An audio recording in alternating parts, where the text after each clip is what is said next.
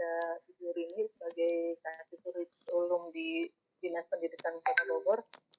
Alhamdulillah kita mendapat support penuh ya, bahkan hadir sampai saat ini dengan pesannya jangan ada yang meninggalkan webinar sebelum selesai, Masya Allah gitu ya.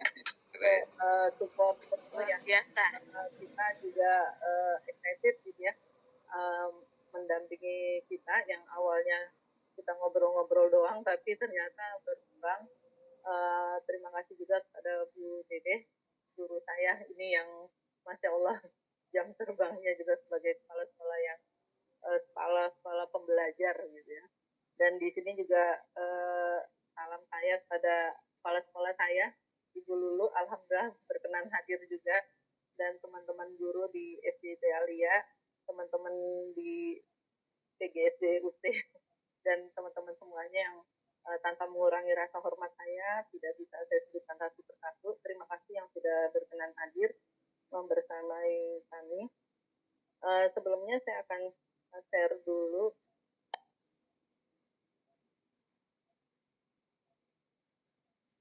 apakah sudah terlihat?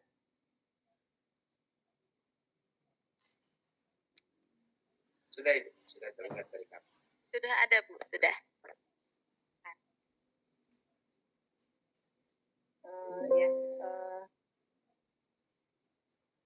Ya, bismillahirrahmanirrahim. Saya coba untuk sharing bagaimana merancang modul ajar. Sebelumnya perkenankan saya Ida Faiza yang saat ini bertugas di SD Alia. Alhamdulillah sudah 16 tahun di SD Alia. Dan berikut profil saya mungkin tidak perlu disebutkan satu persatu ya. Langsung saja untuk membersihkan waktu karena juga sudah malam. Alhamdulillah, tapi semangat Bapak Ibu Guru sesuai dengan pesan Kasih Kurikulum, tidak ada yang meninggalkan webinar. Masya Allah ya. Sebelum masuk ke modul ajar, memang secara urutan kita harus menguasai banget ya, menurunkan dulu sebelum masuk ke modul ajar, menurunkan dulu dari TP ke TP. Karena dari TP inilah sebagai acuan untuk pembuatan modul ajar. Nah, di sini mungkin yang tadi disampaikan oleh Bu Dede, Bu Kasih, dan Pak Indra ya, bahwa memang kita punya kesempatan terbuka untuk belajar melalui PMM. Dan kemudian alhamdulillah kemarin juga saya berkesempatan hadir di acara penguatan IKM, dan alhamdulillah teman-teman saya juga ada di penguatan IKM, hadir juga malam ini.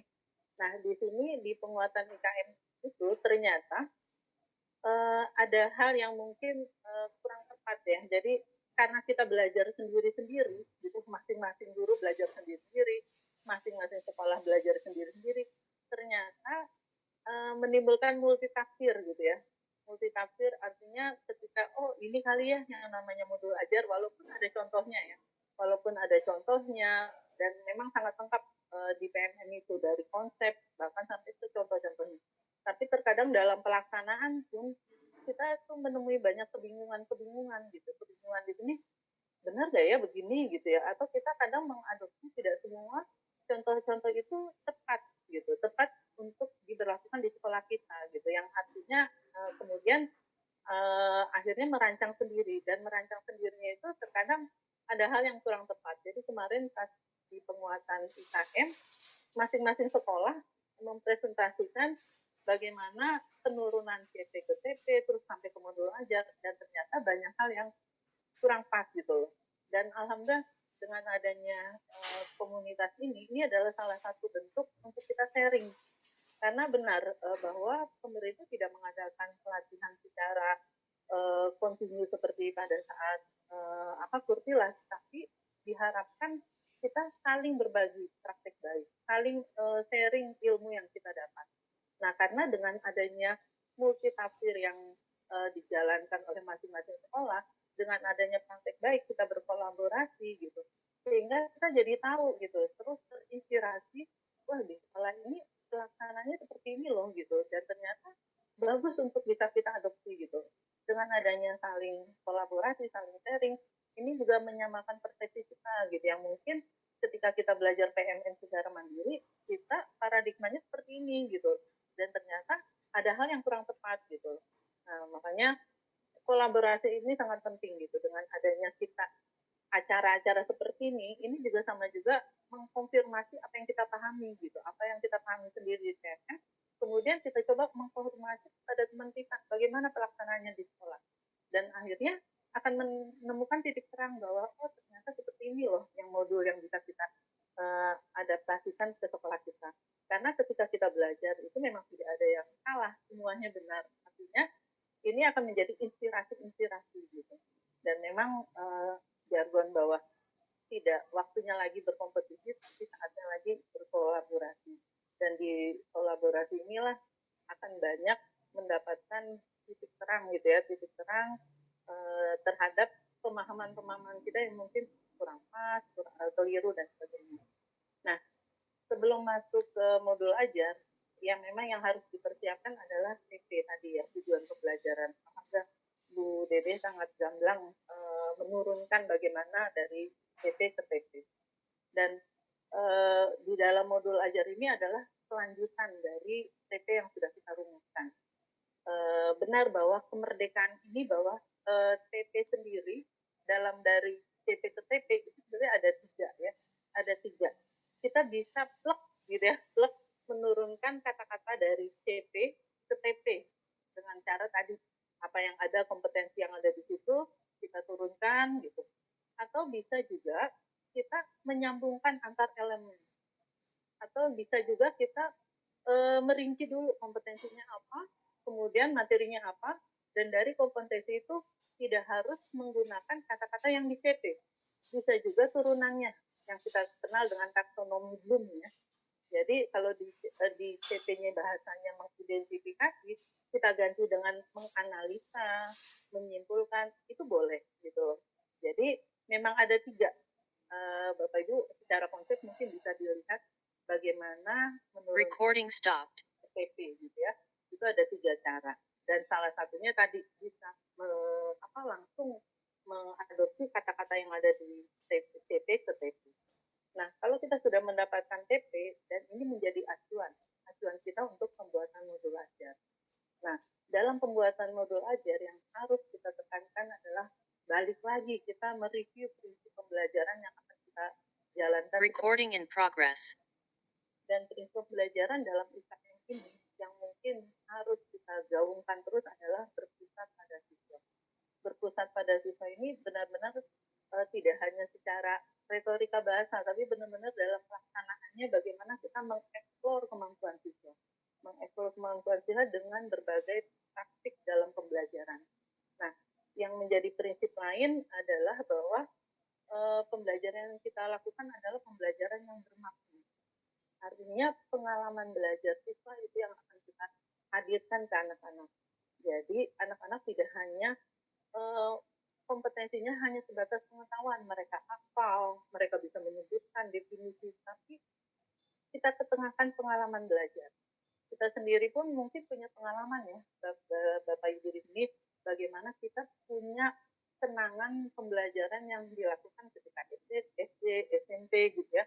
Mungkin kita punya pengalaman pada waktu itu kita mengukur satuan panjang gitu. Sampai sekarang kita masih ingat gitu.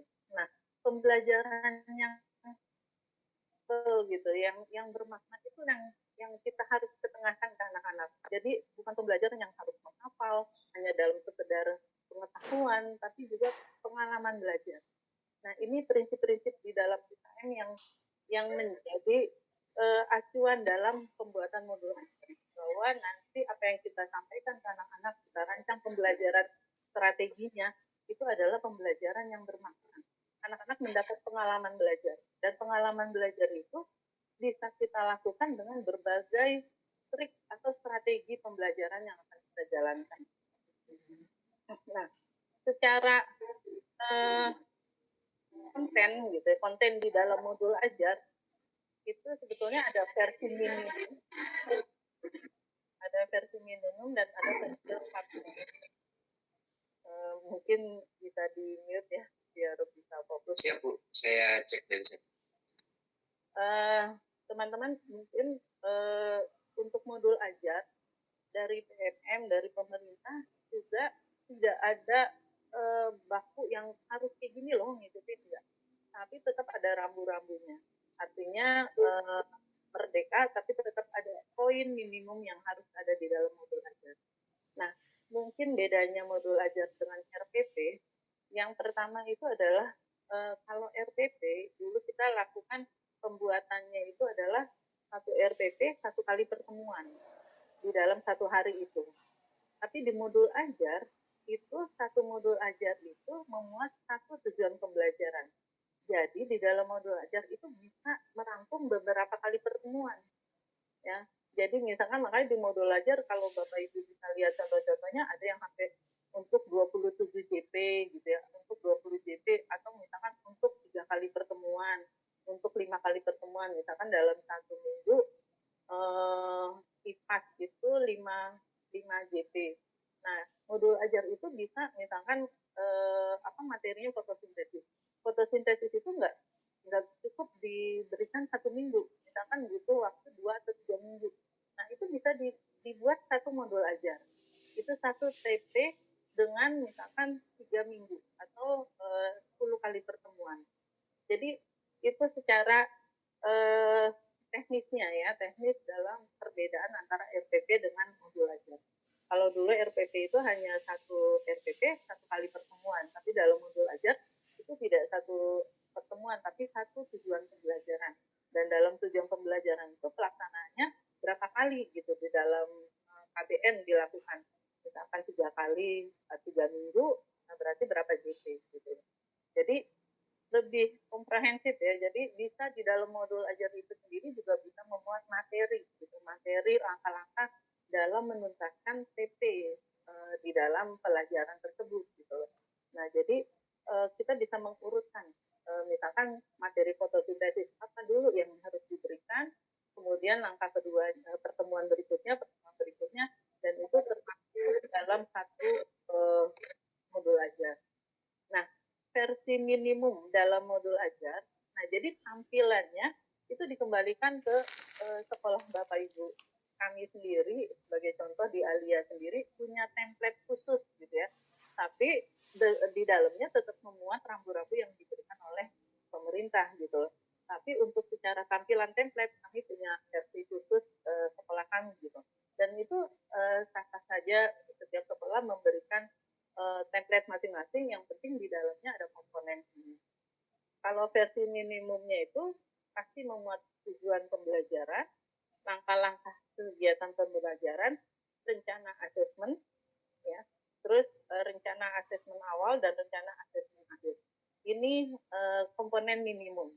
Kalau versi lengkapnya, ini pertama ada identitas penulis, komponen awal, profil pelajar Pancasila yang di dalam satu modul ajar itu apa yang kita munculkan dari profil pelajar Pancasila, sarana prasarana, target, model pembelajaran yang digunakan. Ini informasi umumnya. Komponen intinya memuat tujuan, asesmen, pemahaman bermakna, pertanyaan semantik, kegiatan pembelajaran. Kegiatan pembelajaran ini bisa diuraikan pembuka, inti, dan penutup. Terakhir adalah refleksi. Lampiran, kalau memang di dalam tujuan pembelajaran itu ada LKPD, itu menjadi lampiran dalam modul ajar.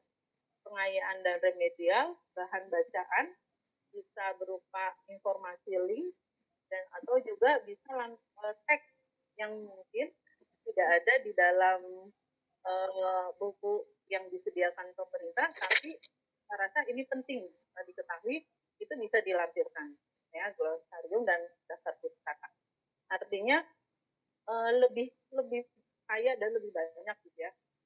Modul ajar ini kalau secara fungsinya sama dengan RPP sebagai panduan pembelajaran dan sebagai pegangan guru, dan di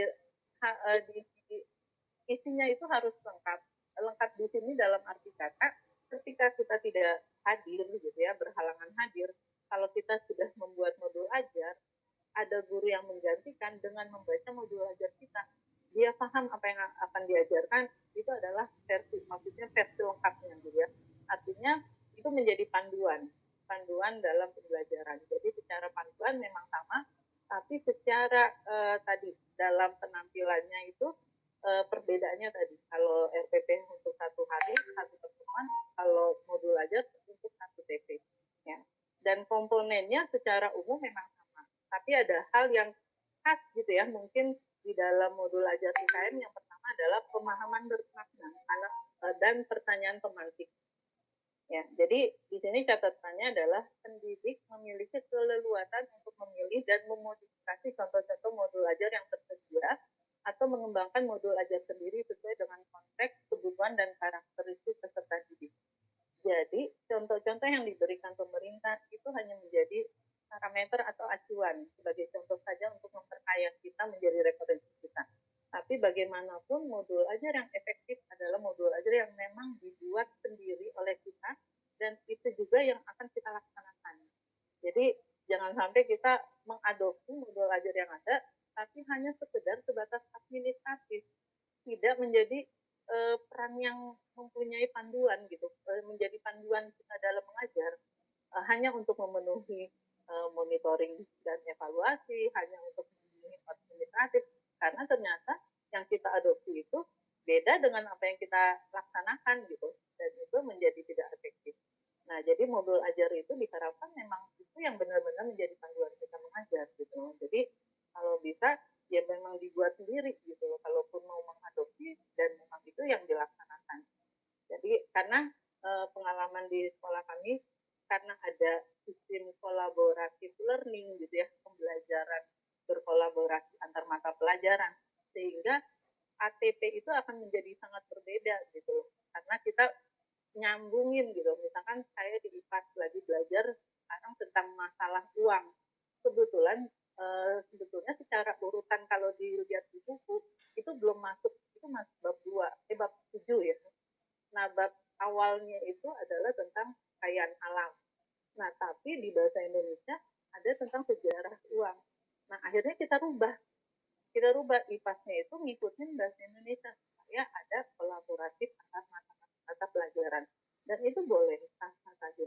Nah, jadi ini adalah paradigma bahwa modul ajar yang kita buat itu harus efektif. Artinya harus benar-benar kita laksanakan. Tidak hanya sebatas administratif. Nah, ini ada 2 hal yang mungkin khas di IKM di dalam modul ajar, yaitu memuat pemahaman bermakna. Ya, mungkin istilah-istilah berubah, perbedaannya di sini juga gitu ya. Pemahaman bermakna adalah pemahaman yang guru inginkan agar peserta didik mencapai setelah mempelajari topik tertentu. Pemahaman bermakna akan menggiring peserta didik mengetahui dan memahami tujuan mereka mempelajari sebuah materi pelajaran. Dengan mengerti tujuan tersebut, maka motivasi intrinsik peserta didik pun akan tumbuh.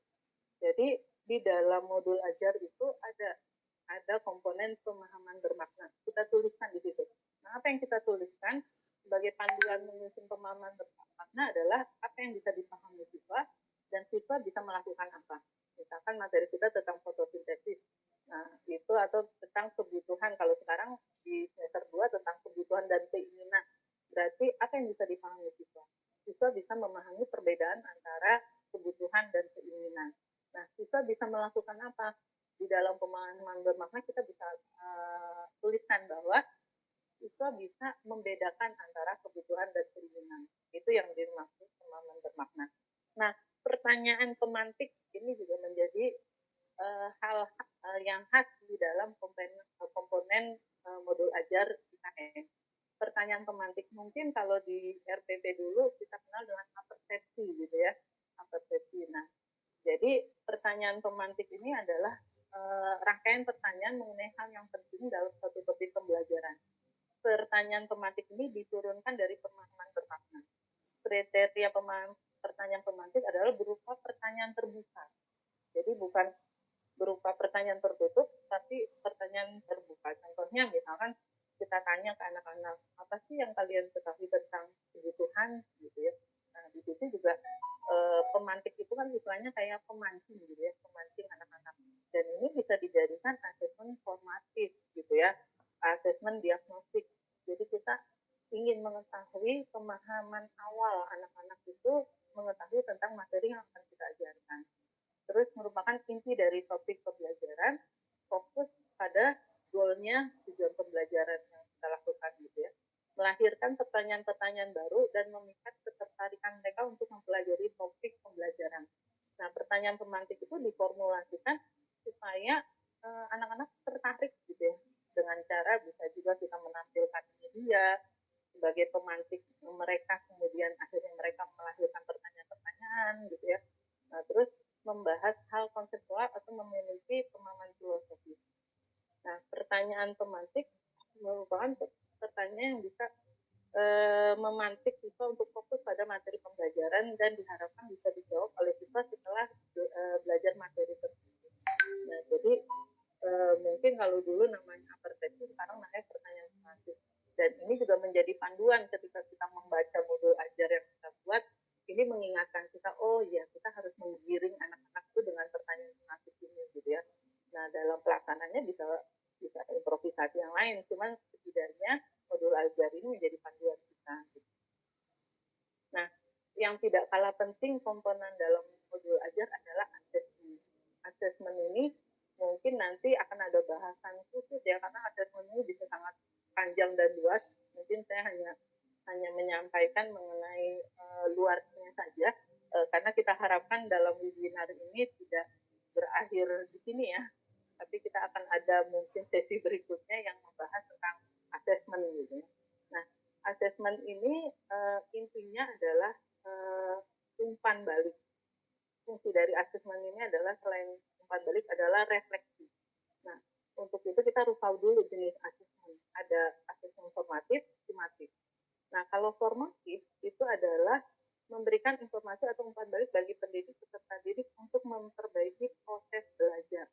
Dan ini adalah tujuan dari assessment formatif, yaitu untuk memperbaiki proses belajar. Untuk itu, assessment formatif tidak dibuat untuk penilaian kelulusan atau penilaian rapot. Tapi assessment formatif fungsinya adalah untuk memperbaiki proses belajar. Goalnya apa? Goalnya adalah tercapainya tujuan pembelajaran. Tindak lanjut dari assessment formatif ini apa? Yaitu membuat strategi pembelajaran berikutnya. Jadi, assessment formatif tidak istilahnya dimasukkan ke dalam nilai untuk raport. Tapi ini adalah menjadi umpan balik baik untuk peserta didik, guru maupun orang tua. Nah, makanya ada assessment di awal pembelajaran yang kita kenal dengan assessment diagnostik. Nah, namanya diagnostik itu kita mendiagnosis pemahaman awal siswa. Nah, jadi tidak dimasukkan dalam nilai raport gitu. Tapi fungsinya memang untuk memberikan informasi atau umpan balik untuk memperbaiki proses belajar. Makanya biasanya nilainya tidak berupa angka gitu ya, bisa berupa narasi atau kita bisa melihat dengan observasi bahwa anak-anak sudah tercapai atau sudah paham atau belum. Kalau di akhir kita bisa lakukan contohnya dengan proses gitu ya. Selain proses, kita bisa juga mengajak anak-anak merefleksi diri ya. Jadi mereka kita ajukan, hari ini anak-anak apa yang kalian kuasai, apa yang kalian belum mengerti, dan itu bagian dari assessment formatif. Nah, beda dengan sumatif.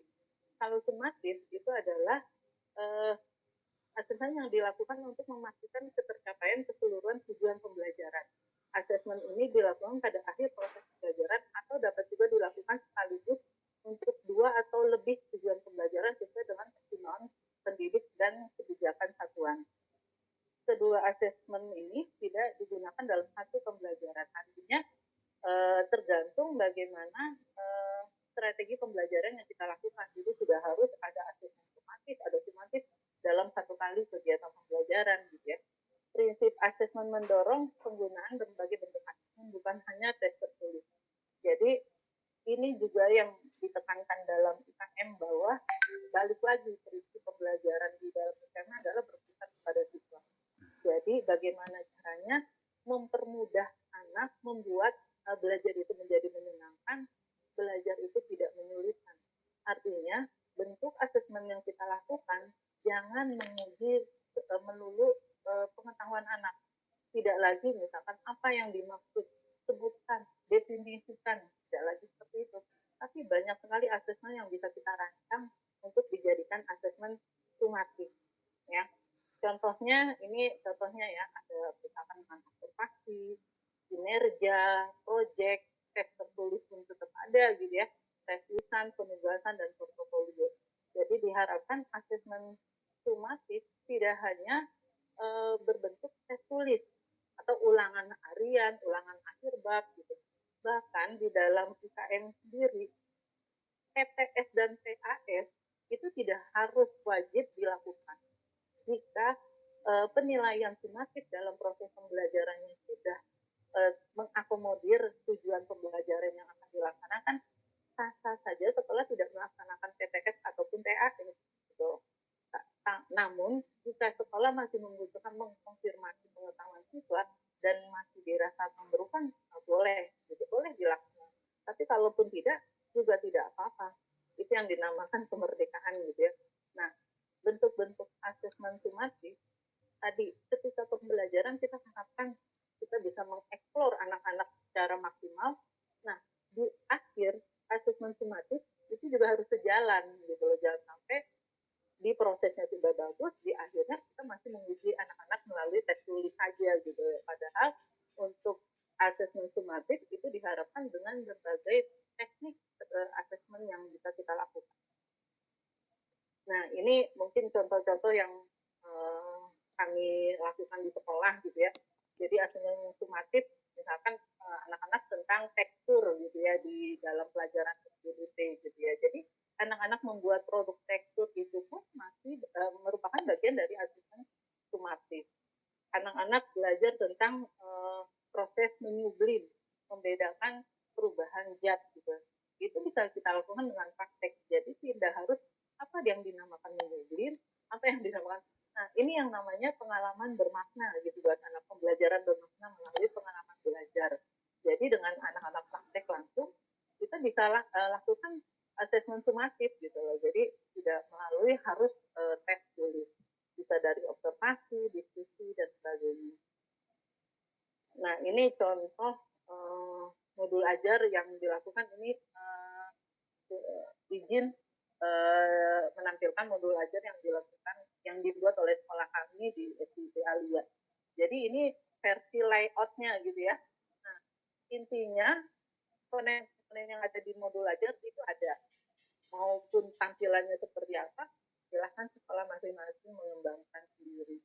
Jadi di sini ada CP-nya, ada TP-nya, ada kegiatan, pendahuluan, ada persiapan, mengecek kehadiran, motivasi, dan ada asesmen diagnostiknya, ada pemahaman bermaknanya, terus pertanyaan pemantik juga disebutkan di sini, ya.